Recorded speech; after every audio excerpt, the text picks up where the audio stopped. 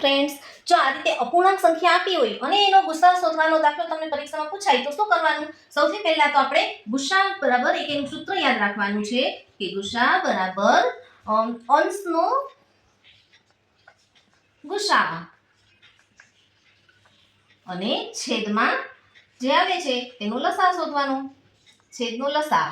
Okay, આ સૂત્ર યાદ રાખી લેવાનું જ્યારે અપૂર્ણાંક સંખ્યાનો ગુસાઅ શોધવાનો હોય ને ત્યારે. હવે અંશનો ગુસાઅ આપણે એમને મૌખિક રીતે પણ શોધી શકીએ. એના માટે શું જોવાનું? જો જે સૌથી નાની સંખ્યા છે એ નાની સંખ્યા બાકીની બધી સંખ્યા વડે ભાગી શકાય છે.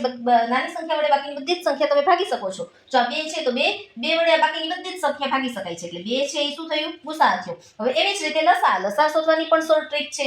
લસાઅમાં શું જોવાનું? આપણે સૌથી મોટી સંખ્યા જોવાની. મોટી સંખ્યા બાકીની બધી સંખ્યા વડે ભાગી શકાવી જોઈએ. 81 છે તો 3, 9 અને 27 ત્રણેય વડે 81 ભાગી શકાય. એટલે આનો લસાઅ શું થશે? 81. આ આપણો જવાબ છે ને, એકદમ શોર્ટ ટ્રીક.